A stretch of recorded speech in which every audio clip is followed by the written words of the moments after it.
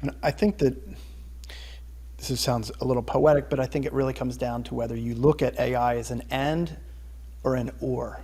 And what I mean by that is that are they going to choose me or AI?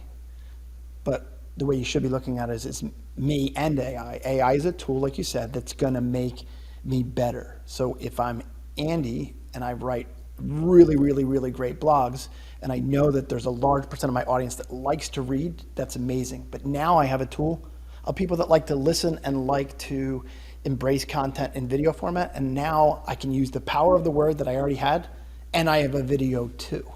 Mm-hmm. You know what I mean? And so I think that people are obsessed with the or, and they don't always listen to the and. That's a good point. Yeah. Yeah.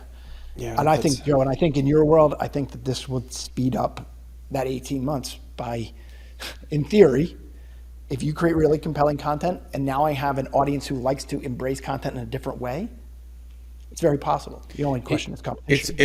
It makes the options of which channel you focus on a little bit different, maybe a little bit more opportunity in some video areas, whatever. But if we continue to look at the data, if you want to be successful as a content entrepreneur, you need to focus on 1 or 2 channels, not 8. Yeah. The diversification comes way later after you've built the audience. And one of the temptations is I can do all the things. Right. And if you do all the things, you will absolutely fail.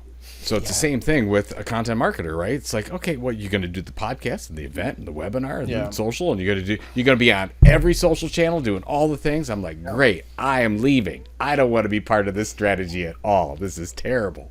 Here comes your I want softball to question. know you learn something and make an impact on one. Like do the Mr. Beast. He just focused on YouTube, knows YouTube inside and out. Forgot the rest of them for a long time. So use these tools. Maybe you want to go in and you could learn this Adobe tool inside and out. That might be a huge opportunity for you. Or don't. Go somewhere else. How many things should we focus on? One, if you can. One would be the best. And maybe I'll give 2. Maybe a second one. But I appreciate that. Yeah. Yeah. One. Yeah. All right.